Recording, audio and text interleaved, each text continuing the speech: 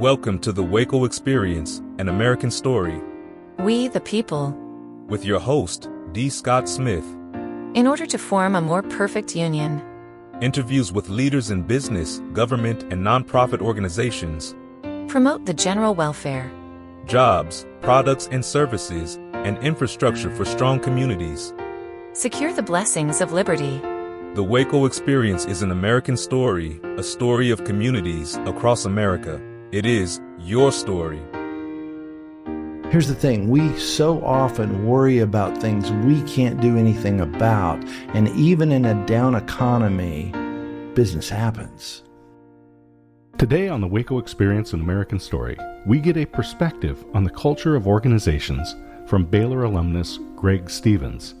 He didn't end up too far away. He and his family live in Austin. I pulled him off I-35 and into the Baylor Club as he was on his way to Fort Worth for a client event. Greg has a good outlook. Even in difficult times, there are opportunities. You will enjoy how Greg describes gratitude as the difference maker in life. I'm your host, D. Scott Smith. Each week, I bring you stories from leaders in business, government, and nonprofit organizations. You can learn more about this program, our sponsors, and the podcast version of this show by going to our website, thewacoexperience.com. This program is made possible by sponsors, White Bluffs Construction, Custom Building, Home Remodeling. Call Seth at 254-227-2002 and schedule White Bluffs Construction to build your patio, deck, pergola, or maybe you're ready to build that custom home. Visit their website, whitebluffsconstruction.com. Biddy & Bo's Coffee offers hot and cold beverages, catering, and has a community room you can reserve and use at no cost. Waco's highest rated coffee shop, Biddy & Bo's, is at 110 Franklin in downtown Waco. Chord Buddy is the world's best way to learn guitar and ukulele. Christmas is the perfect time to give the gift of music. This Shark Tank winner and US-made learning system is available on Amazon and their website, chordbuddy.com. Heart of Texas Indoor Billboards. My friend JB James Battle, former helicopter pilot for the U.S. Army, and his team at Hot TV amplify your brand where it matters most. Be seen where your customers eat, work, shop, and play. Learn more on the web at hotdigitaltv.com. Quality Cabinets. Your home is an extension of your personality. Smooth, clean, and elegant. Quality Cabinets is the perfect choice for the modern aesthetic. Visit the Design Center at 720 New Dallas Highway in Waco.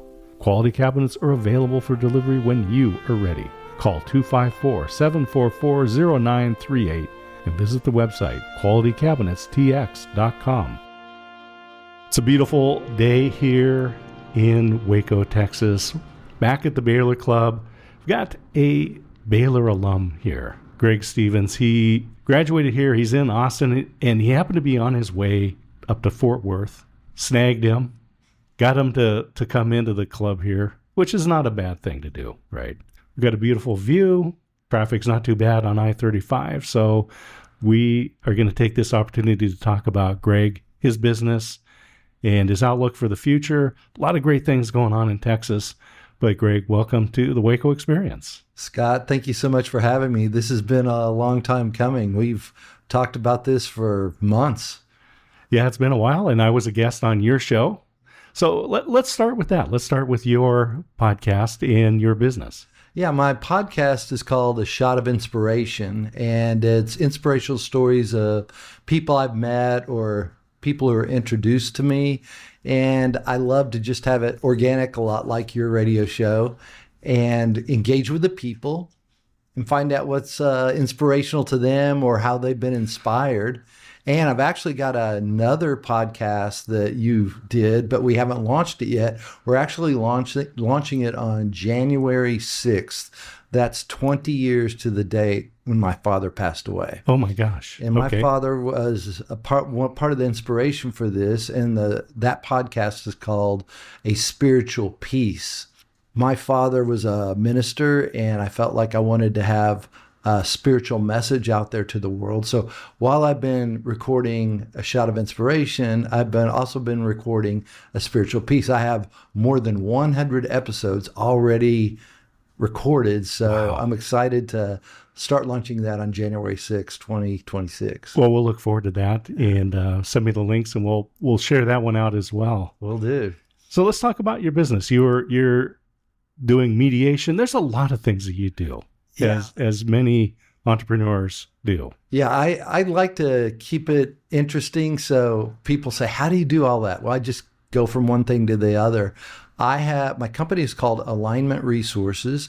And what I'm a relationship specialist. I deal in high stakes relationships, difficult conversations, and all of my business revolves around relationships. And that's what I coach on. I have programs for that.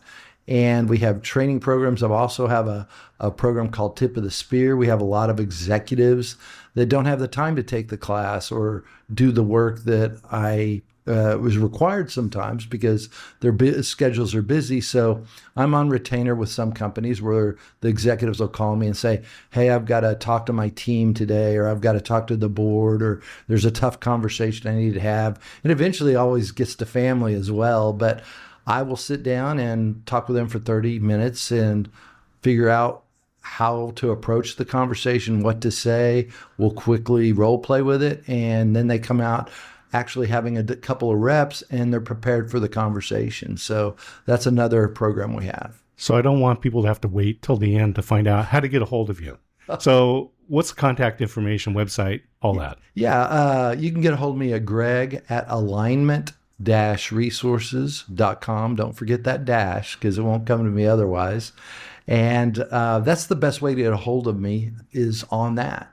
And also, I don't know if I mentioned, I did write a book called Build New Bridges, The Art of Restoring Impossible Relationships. And you can pick that up on Amazon or even get the audio. But the book is kind of a memoir, coaching program, real life situation, business book. So it has it all in there. So everyone has relationships, personal, business. But let's talk about the types of businesses, the type of people that would reach out and contact you, Greg. Oh my gosh. My last master team, well, I have two currently going, but my last master team, I had a priest who is head of seminary for the Legionaries part. I had a field CTO. I had someone who was in charge of a large nonprofit. I have had someone who does business deals and owns more than 26 businesses. It's all these people in the same master team that I have. And so it's so varied. We had a graduation and people that came we did it virtually. People were just amazed at how diverse the group was because I work with decision makers, leaders, executives, business owners who have to make tough decisions and typically have the people problems that most businesses have. They have the drama, the culture issues, all of the things that keep people up at night around, I wish I didn't have to deal with these people issues because I've got this product or we've got this service. Why are we having to deal with these people issues? I was just thinking about business owners and executives. They need to have an outside voice. These decisions that they have to make, they can't brainstorm them with the people around them because it directly affects them. There's a great quote, and it's, you can't read the label from inside the jar. We all need someone outside of us. I've got 3 different coaches that I work with that help me in different areas. I call them at different times because I'm too close to the things that I'm around, and to become better, I have to be able to bounce that off of people. And that's what we do. The genius of people is out there. But I also have a lot of people, a lot of coaches who come to my programs because of having these difficult conversations.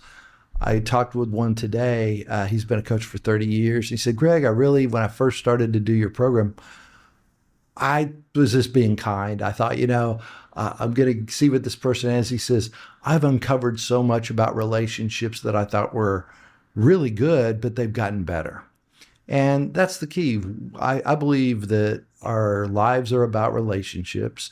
The quality of your business, the quality of your life, the quality of things at home is determined by the level of how effective those relationships are.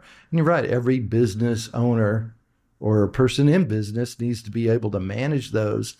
Everyone shows their true colors when things get difficult. It's easy to talk about it when things are going well. I had a program that I used to teach. I created, it was called Effective Performance Reviews. And as I was teaching people to give performance reviews that were motivating, typically, oh, well, these are easy. It's the hard ones. Yes, that's what we're going to be working on, is the hard ones, because that's when we end up usually at our worst and we want to be at our best. When I was managing bank branches, I brought in a consultant and we talked about communication styles. So everyone went through and did the test, right? Took the inventory. The interesting thing that this particular inventory did is it gave you your communication style and how they work together. So if you're a 1 and I'm a 2, how does that work? And someone else is a 3 and so forth, right? The interesting part of this test was it also showed you how your communication style changed under stress. So yeah, you might be a 1, a 1, a 1, a 1, but then stress comes and you become a 4. If you know that and the people around you know that, and we understand how do they relate to each other.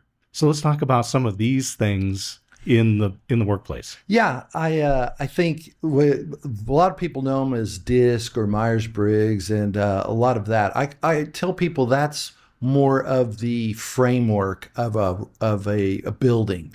It's the frame around it. I like to deal with the deeper level, the foundation. And that's one of the things most people don't want to do. They don't want to build foundation, because that's the hard thing. That's where everything's going to sit. And it typically lives in the area of trust and respect. And most people don't talk about those things. They assume them. It's interesting. Even the priest who is in my last master team, I have people go and have conversations with their direct reports about what respect looks like to them. And he said, I'm a priest. Do you think this would be easy? But he said, I realize I've never had a conversation about what respect really looks like. So it's awkward. Anytime you do something the first time, it's awkward.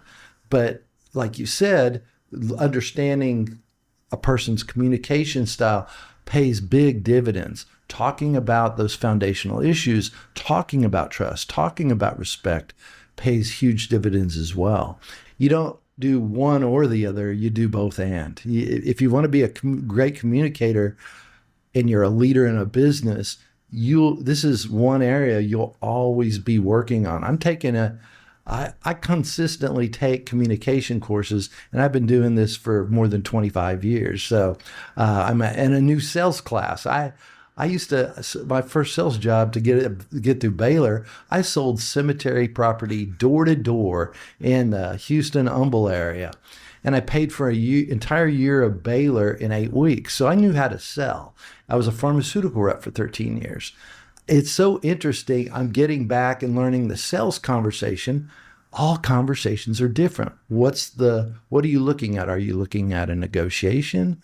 Are you looking at a dialogue? Are you looking at actually gaining information? What is your intention in those conversations?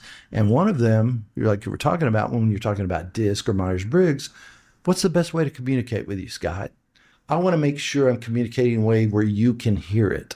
Most of us talking, the illusion that communication has taken place is so often mistaken. When my wife and I were engaged, I was in the Air Force. We were engaged for a year and lived in separate countries. And I don't recommend that. So we did our premarital counseling by cassette tape.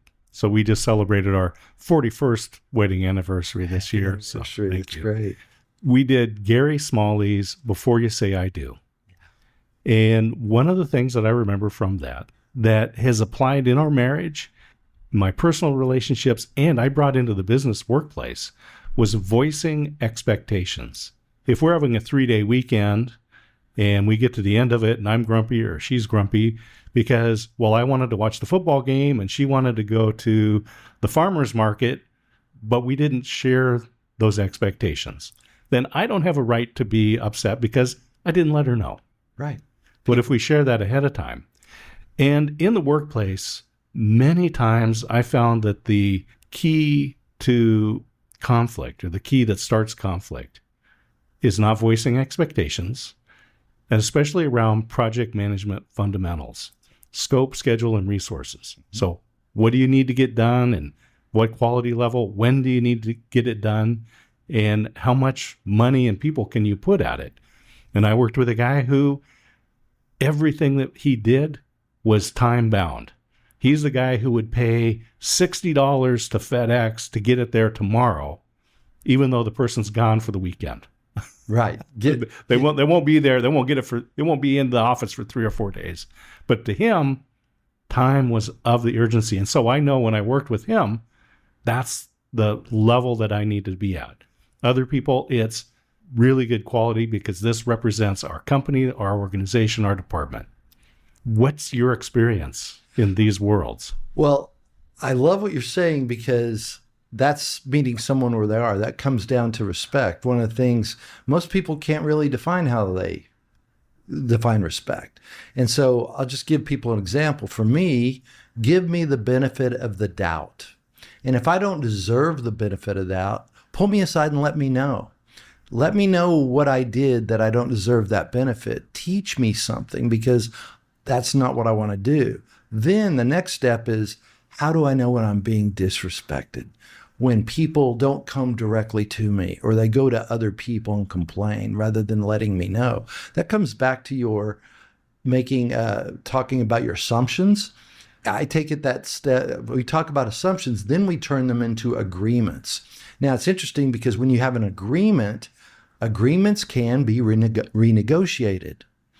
But have we set up the agreement in the first place? And that's one of the biggest problems. It's hard for us. Most people have never sat down with their boss and say, what's our agreement? For instance, if you're my boss, Scott, I say, you know what? Let's do these things. Now, what does respect look like to you? I want you to know I always respect you. If you ever feel disrespected, let me know. Just talk about it. Now, what if you don't get me what you promise? You're my boss. How do you want me to bring that up to you? Because I want to bring it up in a way as I'm not trying to make you wrong, look over your shoulder. I want to make sure I'm supporting you. What's the best way I can support you when you miss a deadline to me? That's a different conversation. Most direct reports don't have that because they don't understand how important that is, but that will happen. But if I've had the conversation before, I've heard people consistently complain, my boss just doesn't get me what they need to. I was like, great. How do you support that? I don't know, because they never had that foundational conversation. That's so important. I was interim general manager at an upholstered furniture company. We made couches and sofas, sold most of them to IKEA, but we also sold to institutions. So when a hotel builds a new place, they don't go to Ashley and go through the catalog, right? We design and build the furniture to them. So the guy that sold those things, we had a lot of fun together. We hit it off well. We loved to joke with each other. And I remember taking him aside and saying, Ron, we have a lot of fun. We joke with each other. Someday I might say something at the wrong time because of something going on in your life or the way I say it. I'm giving you permission right now to call me on that and let me know. Yeah, that level of consciousness is so rare in organizations because most leaders want to show that I've got this handled. But what I found, when you're authentic, when you say, I need help here as a leader, I can't see it all. Leaders can't. Great leaders understand. They lean on their people and they let them know where they need their help. And one of the things I found is when we do that, but we also keep a high level, that I expect these things and you're on the team. So I need you to speak up when that's not there. And a leader who wants a yes person behind them, they're going to cause more problems in the organization because their vision isn't going to be able to realize. You rarely go from point A to point B in a straight line. So there's adjustments that have to be made, but you'll get more out of alignment if people can't speak to you in a way where you can hear the hard truth sometimes. So I want to talk about your background and your journey into this role. You talked about selling cemetery stuff in Houston, help pay for school here at Baylor. You were in pharmaceutical sales. That's an animal into itself. We could have a whole conversation just about what that type of world looks like. What did you study at Baylor? At Baylor, I was marketing and management. I had both of those, and I had in another school. Baylor doesn't give minors, but I would have had enough for economics and I had in management. I had also a degree in real estate. So it's been so long. I forgot all about And what was your first job out of Baylor? First job out of Baylor, I got my job 3 months before it was in Houston. I got 3 months before I graduated. I'll never forget. I felt like I just walked into prison when I accepted the job. And then I never felt free deep down again until I went out and became my own entrepreneur. But my first job, I was working with a company that was actually building chemical medical laboratories. And in a laboratory, you have specialty plumbing, like glass pipes, very detailed. And I'll never forget the gentleman who hired me, loved me. I knew him. I knew his daughter at Baylor, and he really loved my work ethic. Hired me 3 months before I graduated. Well, I graduated in December. I stayed one extra semester. And I'll never forget, I got to the place on my first day of work, and I showed up, and they go, "Who are you?" I said, "Well, this person hired me." "Well, he sold the company 6 weeks ago to his son." I said, "Okay." And his son came in. He hadn't told his son. I didn't have an engineering degree. I didn't have anything. They didn't have a place for me. There was no plan. That was my first job. I'd already moved to Houston, and they actually stuck me in the warehouse and tried to do everything to get me to quit. And I just gutted out. They didn't know that I put myself through, but they came to me. It was interesting. This is back before there was a new thing called a laser printer back then. And they said, "Well, we're having problems getting clients." That pulled me back in. They said, "You have a marketing degree. Why don't you see if you can do some type of thing to get us business?" Well, I did a direct mailing campaign with laser printers first time. So it looked like they were all original letters. Sent 1,000 of them out, and we had 200 responses. 20% in a direct mail campaign is insane. And overnight, they had $10 million in business. And one of the groups was Baylor University. And so they needed to get rid of me. So they said, "We're going to send you back to Baylor, and you're going to dig ditches for the new project." I was like, "I'm done." So talk about not having those conversations. Oh, yeah. And I didn't know how. I didn't know how to deal with any of that back then. That's why I think I had a lot of situations like that where things weren't like they were promised or showed up. Still have those today. I think a lot of people, including myself, have been in organizations like that where leadership didn't step up and take leadership. Yeah. They go, "We're just going to step on somebody just enough till it's uncomfortable," and they leave because we don't want them here, but I don't want to fire them. Right. And I look back, and now I love that I had that experience. Great story.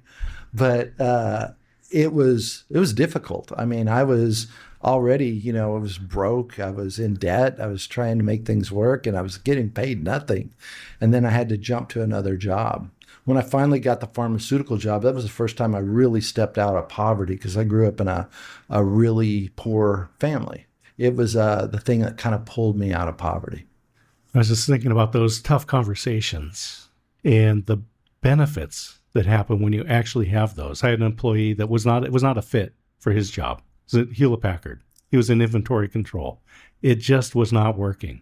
And I sat down with them, and I had already arranged with another manager for a job. I said, this one's not going to work, but we do have this for you. I wondered how that was going to go. When I sat down and told him that it wasn't a fit in this job, and we had a place for him, it was like the world was lifted off his shoulders. It's amazing when you do have these. Most people are so scared of what's going to happen. I'm scared if we don't do anything, what happens?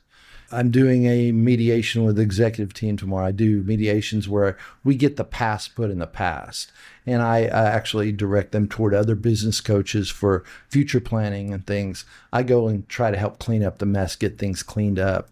It's so interesting. no one wants to go into the conversations I'm going to be dealing with. And they say, how do you do this? I said, because I'm not looking at the conversation. I'm looking what's on the other side.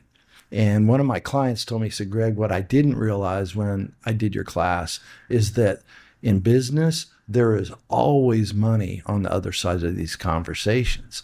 And he attributed just the class that we had to about $5 million in extra revenue this year. And he said, because I went back and had those cleaned up, business came out of it. He said, I could not believe, I never imagined this. So I want to keep talking about the future. Yeah. A lot of people are concerned. They hear a lot of economic news. It was the story of the young man. He's at home and he's trying to understand economics. Unemployment, 7% nationally, 15% in his neighborhood, 100% at home. It always depends on where you sit, right? As to what those numbers mean. Yeah. Here in Central Texas, things are pretty good, I would say.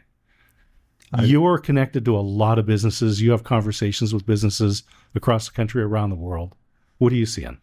I just see fear right now. It's interesting. This year has been one of fear. I think people are hoping that things fall out a different way this next year. I think there's been just so much uncertainty in 2025 with the shifts of what's been going on. And whether you like it or not, one of the things I'd tell your listeners, what can you change? Here's the thing. We so often worry about things we can't do anything about. And even in a down economy, business happens. You'll see some people move forward. When COVID hit, one of the first things I did is I started Alignment Resources. I was doing consulting. I've always learned when things go down, that's the time to jump on and do something new and add to or expand, because that's everyone else is going to be going into their fear. But that's one of the things I'd also say recently, Scott, I've been learning personally is even for what we're looking at right now, I'm going to ask you one thing. Are you grateful, or do you say you're grateful? For me, this is a lesson I've just really dove into in the last month. I started really looking at my life. I looked at where my complaints were, if I was, and I started looking as, do I really trust that I'm taken care of? Am I really grateful in this moment, or am I just saying I am? If I was really grateful, I'd be grateful for a down economy. I'd be grateful that, and I know some people right now don't understand what I'm saying. Some of you do. Only when I am grateful for what I do have can I actually go and do something more. If I'm not grateful for what I have, that's probably going to be taken from me as well. I just find that that's kind of how the world works when you really get down to it. Because the times I've been grateful, I'm not worried about the other things. Doesn't change the circumstance, changes your mindset. The WACO Experience, an American Story, is a production of D. Scott Smith Company, all rights reserved. Thank you for listening.